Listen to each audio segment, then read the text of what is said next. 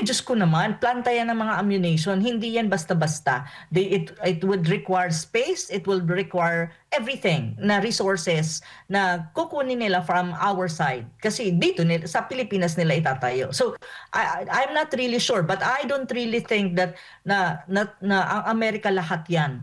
Under Trump, I don't think so. I really don't think so. So, baka naman lugi pa tayo dyan. Yeah. Lugi nga tayo, nalagay pa tayo sa alanganin. Diyos ko Lord, ganito na ba talaga na-reduce ang Pilipinas? Ano na ba talaga tayo? Talagang parang barracks tayo ng United States, military barracks, no? Ang dating natin kung pati ba naman ito magkakaroon matutuloy. Sana naman wag.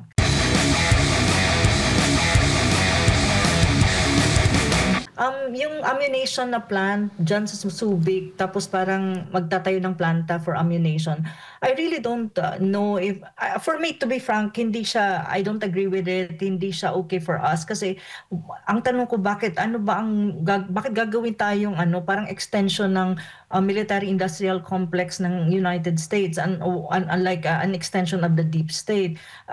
Imbis na magtayo ka ng, alam mo, ang kailangan ng Pilipinas is hindi planta ng ammunition.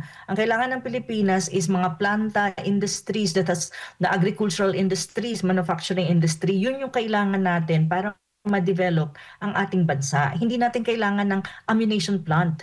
Magiging supplier tayo, mag-iimbak tayo ng mga bala and all of this ammunition for different kinds of high-level assets ng Amerika. My God. 'Di ba? That's the last thing we need. So I don't really agree with this.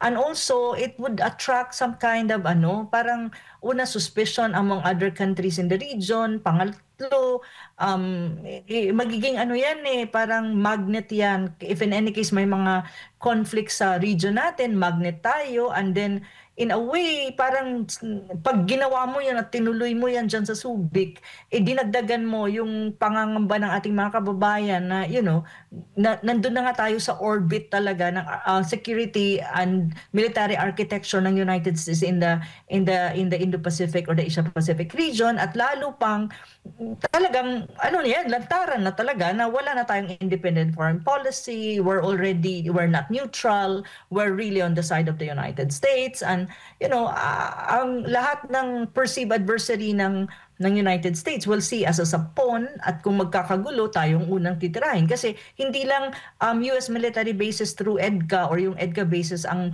nandito nasa Pilipinas na may planta ka pa ng ammunition. So this is really you're inviting peril, kumbaga, para sa Pilipinas. So I don't really know why do we have to go to have this. Sa akin talaga, imbis na ito ang maging focus, why don't we invite agricultural industries to be in the country? Why do we invite yung mga planta na magpuproduce tayo ng goods for export to other countries? Ito yung magbe-benefit sa ating mga kababayan. Ito yung magpapaunlad sa ating bansa, at ito magkikreate ng totoong job. Diyos ko Lord, ang sabi ni Chodoro, it will create jobs daw. Anong klaseng trabaho ang ibibigay mo sa mga Pilipino, yung nagmamanufacture ng bala? My God, ano na bang nangyari sa Pilipinas? So ito yung issue na to, bago at pinag-aaralan ata yan ng State Department ng United States, which is, I really don't know how the President Bongbong Marcos will react to this, or if he will allow this. Kasi at the end of the day, well, it's in the hands of the President too kung mag-agree siya. So, but it's really not good for us. It's really not. What we need more is economic development, economic investment sa bansa natin. Hindi magtayo ng planta ng United States na in the very first place, hindi ko rin alam if it will be within our control, or syempre kontrolin niya ng United States. So wala na. Talagang hindi na to, wala na. We are really, pag nangyari yan, na tayo? Walang etching-etching. Talagang we're upon na, or we are really under the hands and clouds of the United States. Kumbaga, ganun na yan talaga. Opo, meron pa siya nabanggit, maliban doon sa employment daw, meron daw possible na technological transfer. So, ano ba itong naiisip, parang ibibigay ng kusa ng Amerika yung mga gamit? Kasi meron bang ibinigay ng kusa na mga sophisticated na mga gamit, or ibinenta na sobrang luma na ng mga technology. And kung ganito rin naman, mas safe din ba na tayo as bansa, sarili na lang natin na magkaroon tayo? Kung di ako nagkakamali, meron naman tayong ammunition facility. Kung gagawa tayo ng ammunition facility na itong gagamitin naman ito ng mga bala, hindi rin para sa teknolohiya natin, para din sa Estados Unidos, hindi po ba parang lugi din sa atin? Parang dito lang gumawa. Di ko lang alam kung makakaproduce ba talaga ito ng maraming mga manggagawa or mas advantage ba yan or mas makakahimok tayo na magiging target talaga? Yun na ang sinasabi ko, Admar. So, transfer of technology of what? Military technology, arm technology, how to make arms and how to make ammunition. Nakakaano ba? Nakakatuwa ba yung ganon na transfer of technology? Para sa akin, nangingilabot ako kung ganon ang pinag-uusapan. Kasi hindi naman yun talagang kailangan natin. The second point na sinasabi mo nga, tama ka. Ano ba tayo? Para saan ang ammunition? Is it for our own consumption sa armed forces natin? Or is it for the Americans, for their weapons? And would it be an export also to other countries? Pero ang tanong, sino ang nagbe-benefit? Tayo ba o sila? Kasi parang dalawa ang purpose nila, to make us a manufacturing hub of their military assets and ammunition, but would it mean na sa atin ba yung produkto? Hindi naman sa kanila, and then tayo lang yung host. At isa pa, magnet talaga ng gulo yan. So ito yung mga bagay na hindi ko maintindihan. Why would you be excited or why would you allow the country na even mag-transfer ka ng technology on that? Kasi to be frank with you, ang mga Pilipino, we don't have capacity to produce these ammunitions or what kind of ammunition man yan, iba-ibang klase. Kasi may technicalities yan at may specific na skills requirement. Yan na in most cases, mga Amerikano pa rin yan. So, hindi ko alam kung ano yung benefit na magagawa nito. Ako wala talaga naiisip po. Sa akin in the long term, problema lang ng Pilipinas. Hindi yan within our national interest and it's not really good for us. So, sa akin, I don't see any benefit. At saka, kung technology transfer lang ang pag-uusapan, why don't we go for AI, artificial intelligence, transfer of technology, quantum computing, financial digitalization ng ating financial system and all of this? These are the kind of technology we need. Not the technology na transfer ng may kinalaman sa pagpuproduce ng bala at pag-iimbak ng bala, kung ano-ano pang bala yan. Hindi naman bala na, alam mo, yung mga sinasabi ng Dilaw before, dapat sabihin nila ngayon, ang bala ay hindi kinakain at makakain. Hindi mabubusog ang mga Pilipino sa bala at hindi tayo nagbe-benefit dahil sa bala. Ang kailangan natin is agricultural product industry that will feed our people and manufacturing industry that will truly give us jobs para sa ating mga kababayan. Hindi yung ganito. At saka magiging sentro tayo ng suspicion ng ibang bansa when you talk about defense and military. Kasi nga tayo, hindi lang tayo floating aircraft carrier because of the EDCA bases na may mga high-end weapons na nasa Pilipinas. Andyan na yung Nemesis, andyan na yung Typhoon missile system. Dadagdagan pa talaga natin ng hub or planta ng ammunition. Ano ba ang tingin ng mga Amerikano sa Pilipinas? At ano ba ang tingin ng gobyernong ito ni Marcos Jr. at ng kanyang Secretary of Defense sa Pilipinas? Barracks ng barracks ng Amerikano, yung military barracks, yun ba ang tingin? Napakababa naman, 'di ba? Ito ba ang tinatawag nating friends? Ito ba yung tinatawag nating ally? How they looked at us is really degrading manner. So why do we have to have an ally na hindi man tayo nire-respeto at tinitignan na in equal terms with them? Kasi gagawin tayong factory ng planta yan So ibig sabihin factory ka ng ammunition. My God! I really don't agree with this, to be very honest with you. It's really crazy for me, for the country. Yeah.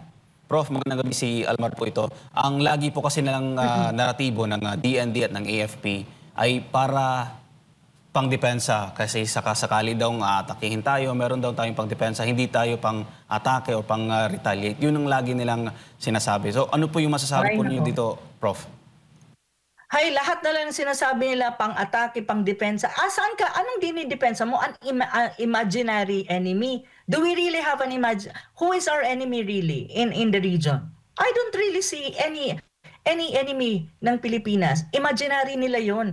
Ang China is not our enemy. It's our friend, it's our neighbor. At kahit anong gawin natin, magtayo ka pa dyan ng ammunition, whatever plant, hindi tayo at par at hindi tayo magiging at par with them. Hindi naman tayo superpower. Imagine mo, ang status natin as an economy is lower middle income. Siguro before tayo mag-isip ng mga planta ng ammunition, itaas natin muna yung level natin in terms of our economic status. Gawin muna siguro natin middle income tayo na country. Naungusan na nga tayo, nalampasan na nga tayo ng Vietnam. May report pa lang kanina yung World Bank eh. 'Di ba na ang Vietnam, ang GDP at saka yung in terms of development, mataas na sila sa atin. Di ba tayo nahihiya nun? Ito ang gusto mo? How would it elevate our status from a lower middle income country to from a lower middle to a middle level? Kasi lower middle nga eh. So dapat at least maangat mo ng middle. Do you really think ang pagtatayo ng hub, ng ammunition hub at saka planta or factory ng mga Amerikano sa Pilipinas makakaangat ng ating status economically speaking? My God! Nasaan, Diyos ko Lord, hanggang ganito na lang ba talaga ang Pilipinas? Ito yung mga tanong na ano ba talaga ang naiisip ng mga official natin sa gobyerno under a Marcos Jr. government? Wala na ba silang alam para itaas ang angat ng ekonomiya ng Pilipinas kundi ganito, yung magtayo ka ng factory ng bala at mag-imbak ka ng bala for the United States? That's crazy. Really crazy. Prof, As a Filipino, I will never, if I would have a magic wand, I will never ever allow it because that is not good for us as a country. Really, it's not. Prof, kapag ano po yung nakikita ninyo, paano po yung magiging sistema po nito kapag sakaling nandito na po yung naipatayo na yung paggawaan ng mga bala pa, magiging fully funded ba ito ng mga Amerikano or gagastos po tayo dito sa pasilidad na to, Prof? So far wala pa namang detalye on that kasi parang pinag-aaralan pa nila yun. May parang feasibility study on that. So pinag-aaralan nila. So ang tingin ko, palagi namang sinasabi ng Amerikano na sila ang sila ang gagastos. Pero take note, ang presidente po ngayon ng Amerika or ng United States is si Trump. And Trump is a very transactional leader. Ibig sabihin, hindi siya magbibigay kung wala ka ring ibibigay. So you have to meet him halfway. So I really don't think kung sila ang gagastos lahat, kung yan ay matutuloy. But definitely, they will be using our land, our soil. Kasi Subic yan eh. So magtatuloy ka ng planta, do you really think ang planta na itatayo nila maliit lang? Of course, it will consume land.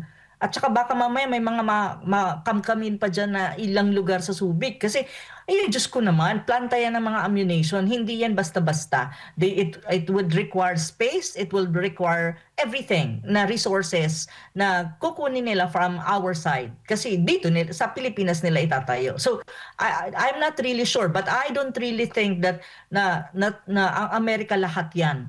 Under Trump, I don't think so. I really don't think so. So, baka naman lugi pa tayo dyan. Yeah. Lugi nga tayo. Nalagay pa tayo sa alanganin. Diyos ko Lord, ganito na ba talaga na-reduce ang Pilipinas? Ano na ba talaga tayo? Talagang parang barracks tayo ng United States. Military barracks, no? Ang dating natin kung pati ba naman ito magkakaroon matutuloy. Sana naman wag.